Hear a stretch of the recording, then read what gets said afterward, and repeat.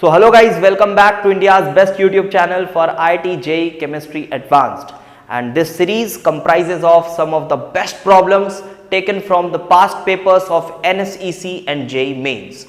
And the most important part of these videos is the in-depth conceptual explanation for each and every problem. And for that reason, you guys must watch the videos till end. And if you feel comfortable with these comparatively simple problems, you must go out of your comfort zone and try out our Real JEE Advanced question series, where you get tough but relevant problems of JEE Advanced Plus level. And I am 100% sure that if you follow this series followed by Real JEE Advanced question series, you will get a boost in your IIT JEE score, and this channel will ultimately increase competition among all IIT JEE aspirant across India. So hello guys, here I am with part 23 of the series, and we have a question from atomic structure quantum mechanical model. एक अच्छा question लेने की कोशिश की है मैंने JEE mains के paper से, and that is from JEE mains 2019. पिछला क्वेश्चन जो था हमारा part 22, that was an awesome question. आप जाके देखें, बेहतरीन कॉन्सेप्ट का मिक्सचर था उसमें, electrochemistry with photo electric effect. आप आई होप आप सॉल्व कर रहे होंगे. रोज़ के रोज़ वीडियोस आप देखते जाइए, बहुत ज़्यादा हेल्प करने वाले हैं आपको, और एग्ज़ाम डेज़ में तो काफ़ी ज़्यादा हेल्पफुल रहेंगे. और बिल्कुल मैं रेगुलरिटी अपनी तरफ से मेंटेन करूँगा, आप उसके लिए बिल्कुल निश्चिंत रहें. चलिए आइए 4 स्टेटमेंट्स देखते हैं. बहुत अच्छे तो नहीं हैं ये स्टेटमेंट्स. अगर आपने क्वांटम मैकेनिकल मॉडल अच्छे से पढ़ा है, डीप में पढ़ा है, तो आपको बहुत सारे डाउट्स आएंगे इन स्टेटमेंट्स को लेकर, बट स्टिल आपको ये समझना पड़ेगा ये मेंस का पेपर है. तो मेंस के पेपर में बहुत ज़्यादा डेप्थ में जाके एनालिसिस नहीं करना होता, नॉर्मल सेंस में सोचते हुए आंसर करना होता है. ऐसा भी होता है कभी कभी, ठीक है. तो अगर आप मेरे क्वांटम मैकेनिकल मॉडल के लेक्चर्स देखे हो तो उसमें काफ़ी डीप में और अच्छे से चीज़ों को एक्सप्लेन की है. तो उस हिसाब से अगर देखोगे तो कुछ खामियां हैं इन स्टेटमेंट्स में, उसकी भी बात करूंगा. सिर्फ इसलिए मैंने स्टेटमेंट लेके आया उसको, और फिर देखेंगे कि आंसर अगर एग्जाम में, बिकॉज मैटर यही करता है यार, एग्जाम में आपको +4 हुआ या नहीं हुआ, तो वो देखना है हमको. तो एग्जाम में क्या आंसर करें, कैसे करें, वो देखेंगे, ठीक है. मोर देन 1 करेक्ट टाइप आप सोच लो इसको, क्योंकि ऑप्शंस जो है वो इस तरह से दिए हुए हैं. तो N electron in an orbital, आपको बताना है correct statements. N electron in an orbital of high angular momentum stage away from the nucleus. देखो अब यहाँ पे कितनी बड़ी गलती है इस स्टेटमेंट में, आपको समझ आ रहा है कितनी बड़ी गलती है. Stays away from the nucleus than an electron in orbital of lower angular momentum. अब सिंस इलेक्ट्रॉन ऑर्बिटल में है, बहुत थोड़ा पेशेंस के साथ सुनना बात को, ऑर्बिटल में है और बात हो रही है एंगुलर मोमेंटम की. अब एंगुलर मोमेंटम जो होता है वो 2 तरह का होता है. एक होता है आपका नॉर्मल ऑर्बिट एंगुलर मोमेंटम, फिर ऑर्बिटल एंगुलर मोमेंटम, और तीसरा होता है एक और स्पिन एंगुलर मोमेंटम. उसकी बात तो अलग से की जाती है बाद में. तो यहाँ पे मैं कौन सी एंगुलर मोमेंटम देखूँ, ऑर्बिट एंगुलर मोमेंटम देखूँ या फिर ऑर्बिटल एंगुलर मोमेंटम देखूँ, ये क्वेश्चन आता है. तो बात आती है सर इलेक्ट्रॉन ऑर्बिटल में दिया है तो हो सकता है ऑर्बिटल एंगुलर मोमेंटम देखना हो, ठीक है, मान लिया ऑर्बिटल एंगुलर मोमेंटम देखना होगा. तो जब मैं बोल रहा हूं कि ऑर्बिटल एंगुलर मोमेंटम में देखना हूं, ऑर्बिटल एंगुलर मोमेंटम का फॉर्मूला भी h/2π √L × L+1, रटा रटाया फॉर्मूला है, इसके पीछे कोई एक्सप्लेनेशन नहीं आता, ये फॉर्मूला है बस, ठीक है. तो और आपको ये सब बातें मेरी तब समझ आएंगी जब आपने क्वांटम मेरे लेक्चर्स देखें या किसी बहुत अच्छे टीचर से पढ़ा हुआ है तब. तो h/2π ये ऑर्बिटल एंगुलर मोमेंटम का फॉर्मूला हुआ. अब बात आती है यार, जब आप ऑर्बिटल के कॉन्सेप्ट में घुस जा रहे हो तो क्या इसका कोई सेंस बनता है कि electron stage away from the nucleus? मेरे को नहीं लगता इसका कोई सेंस बनता है, क्योंकि यार ऑर्बिटल की जब बात हो रही है तो इलेक्ट्रॉन तो डिफ्यूज्ड है, इलेक्ट्रॉन का कोई ऐसा पोजीशन तो है नहीं, वो तो प्रोबेबिलिटी बता पाते हैं हम. फिर नोड्स वगैरह का कॉन्सेप्ट आता है, बहुत कुछ आता है, और न्यूक्लियस से बहुत दूर भी जाओ तो इलेक्ट्रॉन के पाए जाने की प्रोबेबिलिटी नॉन जीरो होती है. ये सब बातें भी हमने पढ़ी हैं. तो ये कुछ समझ नहीं आता यार, ऑर्बिटल बोल रहे हो और फिर पूछ रहे हो कि electron stage away from the nucleus. Electron की कोई पोजीशन तो है नहीं. तो अगर मैं इसका आंसर करना चाहूँ मेंस के पेपर में बैठ के, तो मैं कुछ ऐसे आंसर कर दूंगा कि मैं ऑर्बिट से सोच लूंगा कि ऑर्बिट एंगुलर मोमेंटम की बात हो रही होगी, तभी मैं पोजीशन बता पाऊंगा इलेक्ट्रॉन का कि वो कहाँ है, दूर है या पास है।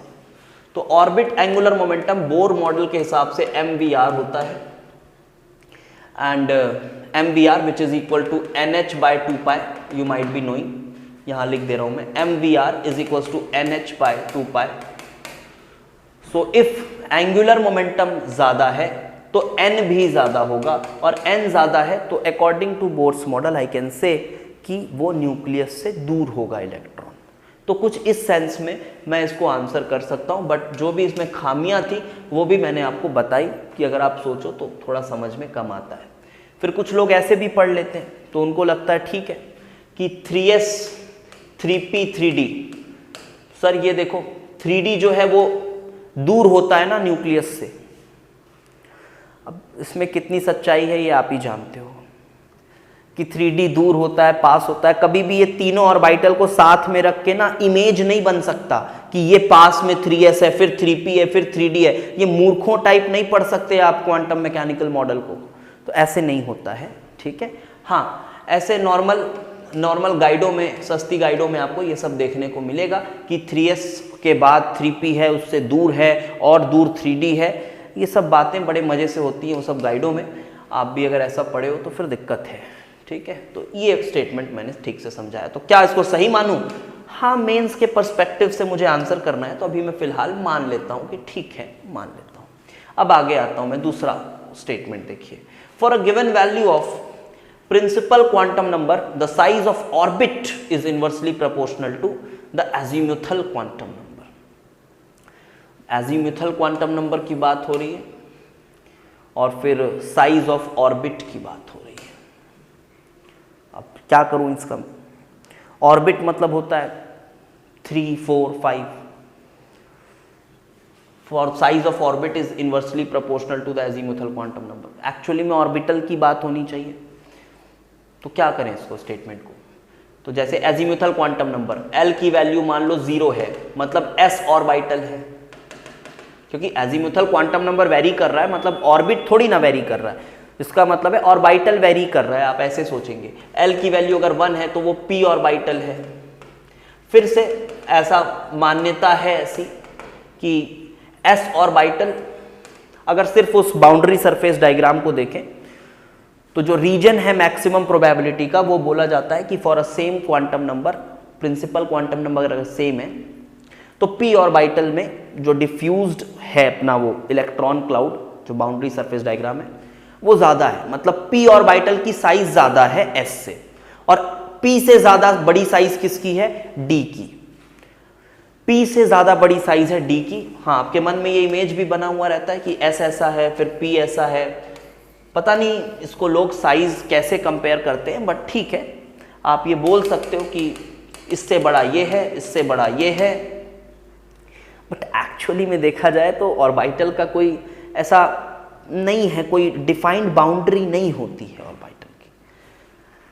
बट स्टिल अगर हम मैक्सिमम प्रोबेबिलिटी वाले रीजन को बाउंड करना चाहते हैं तो हम ऐसा बोल सकते हैं कि ऐसा ऐसा ऐसा साइज है, और इसकी साइज बड़ी है, इसकी साइज बड़ी है, ऐसा चल सकता है। तो ये तो स्टेटमेंट गलत हो गया, क्योंकि ये बोल रहा है कि अगर एजीम्यूथल क्वांटम नंबर बड़ा है तो साइज छोटी है, ये ऐसा बोल रहा है, जो कि गलत है, ठीक है। तो ये स्टेटमेंट आप गलत मान सकते हैं। अब आइए तीसरा point. According to wave mechanics the ground state angular momentum is equal to this. Now whenever we talk about ground state, it means s orbital, it means s orbital। Ground state मतलब s orbital की बातें हो रही हैं। और angular momentum अभी आपको formula बताया बेटा, ऑर्बिटल एंगुलर मोमेंटम का क्या मतलब होता है, यहाँ लिख दिया हुआ है ना, वेव मैकेनिक्स। तो आपको nh/2π यूज नहीं करना है, आपको ऑर्बिटल एंगुलर मोमेंटम यूज करना है, h/2π √L × L+1। और अगर ग्राउंड स्टेट s ऑर्बिटल है, L 0 है, तो ये 0 हुआ, मल्टीप्लाइड बाय समथिंग, ये भी 0 होगा। तो it is not h/2π, actually it is 0, and therefore this statement is also not correct.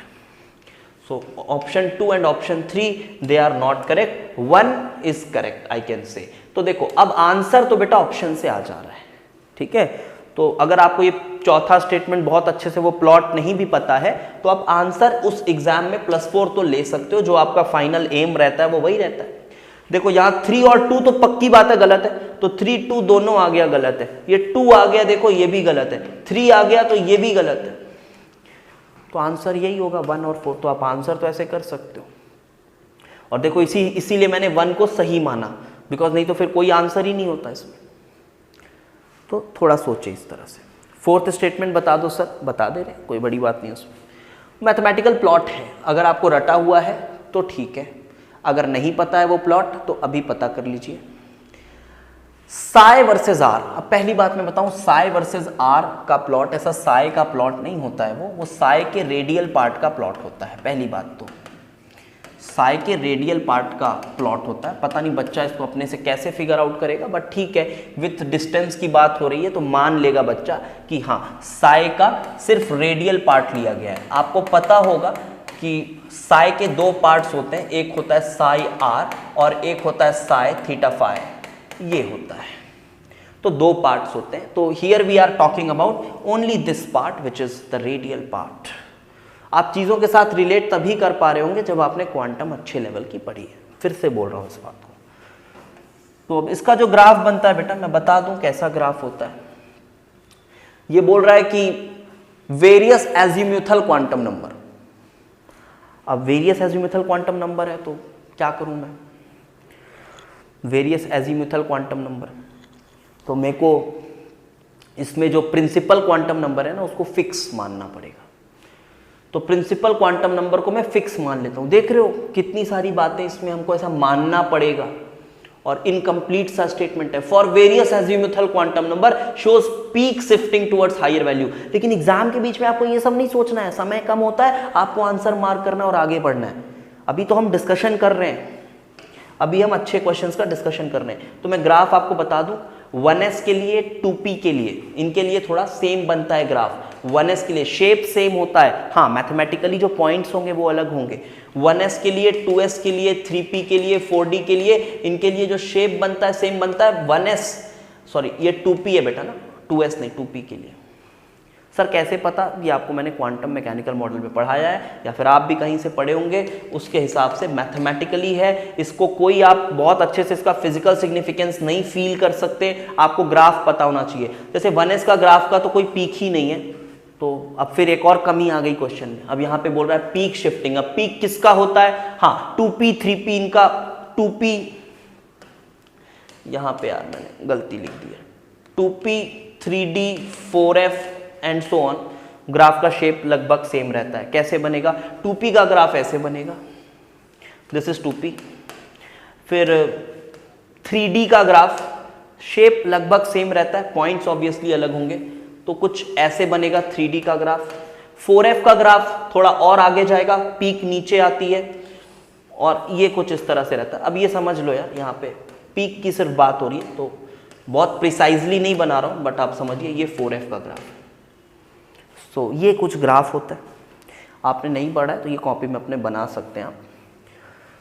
तो क्या फोर्थ स्टेटमेंट इस एंगल से सही हो रहा है, हाँ ठीक है सही हो रहा है। मान लो ये 2p का पीक इधर है, पीक शिफ्टिंग टुवर्ड्स, ये पीक इधर शिफ्ट हो रहा है, ये पीक। अच्छा पीक कहाँ आएगा सर, कैसे पता चलेगा, अब फंक्शन का मैक्सिमा निकालना पड़ेगा। इसका जनरल इक्वेशन भी आपको दिया था ना मैंने, उस जनरल इक्वेशन का मैक्सिमा निकालना पड़ेगा, फिर अलग अलग पॉइंट्स होंगे, उसके बाद आप ये कर पाएंगे। सो क्या फोर्थ स्टेटमेंट ठीक है, हाँ ठीक है statement. So the correct answer is option number D. ये भी एक अच्छा क्वेश्चन था, बोल सकते हैं मेंस के पर्सपेक्टिव से, और मैं सब उन्हीं क्वेश्चंस को लेके आ रहा हूँ जो कि आपके लिए बहुत हेल्पफुल रहने वाले हैं। ओके, थैंक्स फॉर वॉचिंग, मिलते हैं फिर अगली वीडियो के साथ। और वीडियोस को मेरा फिर से एक रिक्वेस्ट है, ज़्यादा से ज़्यादा लोगों तक पहुंचाइए, शेयर करिए वीडियोस को। और जो भी बच्चे थर्मोडायनेमिक्स पढ़ रहे हैं मेरे साथ, आई होप उनको बहुत मज़ा आ रहा होगा। कोर्स में हमने थर्मोडायनेमिक्स 1 ख़त्म किया है, थर्मोडायनेमिक्स 2 के लेक्चर्स हमारे चल रहे हैं, तो आई होप आपको बहुत मज़ा आ रहा होगा। ठीक है, थैंक्स फॉर वॉचिंग।